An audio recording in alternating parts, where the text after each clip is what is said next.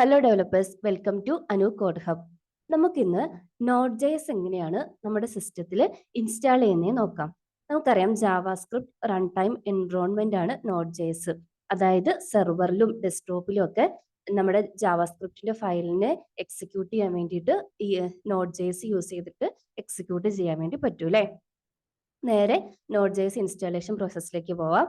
ഞാൻ ബ്രൗസറിൽ പോയി node JS download എന്ന് ടൈപ്പ് ചെയ്ത് കൊടുക്കുന്നു. നമുക്ക് അതിൽ ഒഫീഷ്യൽ വെബ്സൈറ്റിൽ ഫസ്റ്റ് ലിങ്ക് കാണാൻ പറ്റും. അത് ക്ലിക്ക് ചെയ്ത് ഉള്ളിൽ പോയാൽ രണ്ട് ടൈപ്പ് വേർഷൻ കാണാം, LTSഉം കറണ്ട് വേർഷനും. അതിൽ കറണ്ട് വേർഷൻ ലേറ്റസ്റ്റ് വേർഷൻ ആണ്, ബട്ട് നമുക്ക് ബഗ് എക്സ്പെക്ട് ചെയ്യാം. സോ ലോങ് ടൈം യൂസിന് LTS വേർഷൻ തന്നെ ഡൗൺലോഡ് ചെയ്യാം കേട്ടോ. LTS ഓപ്പൺ ചെയ്യാം. അതിൽ വിൻഡോസിന്റെ 64 ബിറ്റ് വേർഷൻ ആണ് ഞാൻ ഡൗൺലോഡ് ചെയ്യാൻ പോകുന്നത്. നിങ്ങളുടെ ഓപ്പറേറ്റിംഗ് സിസ്റ്റം ബേസ് ചെയ്തിട്ട് ഏതാണോ ഓപ്പറേറ്റിംഗ് സിസ്റ്റം അതിനെ ബേസ് ചെയ്ത് ഡൗൺലോഡ് ചെയ്യാം. അപ്പോൾ ഡൗൺലോഡ് ചെയ്ത ഫയൽ നമുക്ക് ഡൗൺലോഡ് ഫോൾഡറിൽ കാണാം.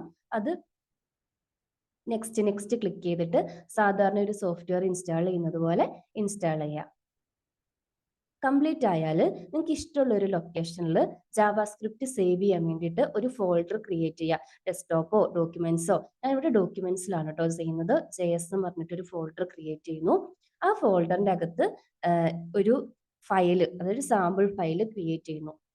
ഫസ്റ്റ് ഞാൻ വിഷ്വൽ സ്റ്റുഡിയോ ഓപ്പൺ ചെയ്തിട്ട് എൻ്റെ JSന്റെ ഫോൾഡർ ഇതിലേക്ക് ലോഡ് ചെയ്യുവാണ്. നിങ്ങളുടെ കോഡ് എഡിറ്റർ ഏതാണോ അതിലേക്ക് നിങ്ങൾക്ക് ലോഡ് ചെയ്യാം.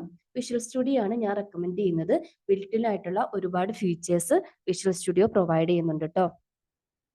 എന്നിട്ട് ഞാൻ ഈ ഫോൾഡറിന്റെ അകത്ത് hello.js എന്ന് പറഞ്ഞിട്ട് ഒരു ജാവാസ്ക്രിപ്റ്റിന്റെ ഫയൽ ക്രിയേറ്റ് ചെയ്യുന്നു. ഫസ്റ്റ് ഫോൾഡർ ലോഡ് ചെയ്യുക, ഫയൽ ക്രിയേറ്റ് ചെയ്യുക. നെക്സ്റ്റ് അതിനകത്ത് ഒരു കൺസോൾ മെസ്സേജ് ആണ് കൊടുക്കുന്നത്. console.logന്റെ അകത്ത് ഹലോ വേൾഡ് എന്ന് പറഞ്ഞിട്ടൊരു മെസ്സേജ് കൊടുക്കുന്നു. നെക്സ്റ്റ് നമുക്ക് നോഡ് നമ്മുടെ സിസ്റ്റത്തിൽ ഇൻസ്റ്റാൾ ആയിട്ടുണ്ടോ എന്ന് ചെക്ക് ചെയ്യാം. നോഡ് -- വേർഷൻ കൊടുക്കുന്നു. യെസ്, ഇൻസ്റ്റാൾ ആയിട്ടുണ്ട്, വേർഷൻ കാണിക്കുന്നുണ്ട്. നെക്സ്റ്റ് നമുക്ക് ഫയൽ റൺ ചെയ്യാം. അതിന് വേണ്ടിയിട്ട് നോഡ് സ്പേസ് നമ്മുടെ ഫയൽ നെയിം കൊടുക്കുക. അപ്പോൾ നമ്മുടെ ഹലോ വേൾഡ് എന്ന് പറഞ്ഞിട്ടുള്ള മെസ്സേജ് ഇവിടെ കണ്ടില്ലേ. സോ ഇങ്ങനെയാണ് നോഡ് ജെഎസിൽ ഫയൽ റൺ ചെയ്യുന്നത്. അടുത്തത് നമുക്ക് റൺ ബട്ടൺ യൂസ് ചെയ്തിട്ട് ചെയ്യണമെങ്കിൽ അത് വിഷ്വൽ സ്റ്റുഡിയോന്റെ ഒരു ഫീച്ചർ ആണ് കേട്ടോ. കോഡ് റണ്ണർ എന്ന് ടൈപ്പ് ചെയ്ത് കൊടുത്താൽ മതി. നമ്മുടെ എക്സ്റ്റൻഷനിൽ പോയിട്ട് അവിടെ ഫസ്റ്റ് കാണുന്ന .run എന്ന് പറഞ്ഞിട്ടുള്ള ആ ഒരു വേർഷൻ അല്ലേ, അത് ഡൗൺലോഡ് ചെയ്യുക. അത് ഡൗൺലോഡ് ചെയ്ത് കഴിഞ്ഞിട്ടുണ്ടെങ്കിൽ നമുക്ക് റൺ ബട്ടൺ യൂസ് ചെയ്തിട്ട് ഇത് റൺ ചെയ്യാൻ വേണ്ടിയിട്ട് പറ്റും.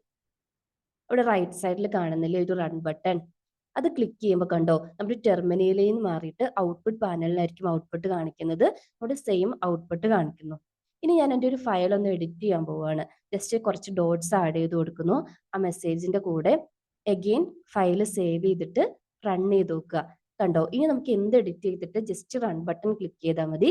ഇത് വിഷ്വൽ സ്റ്റുഡിയോ ഉള്ളവർക്ക് വേണ്ടിയിട്ട് ജസ്റ്റ് പറഞ്ഞതാണ് കേട്ടോ.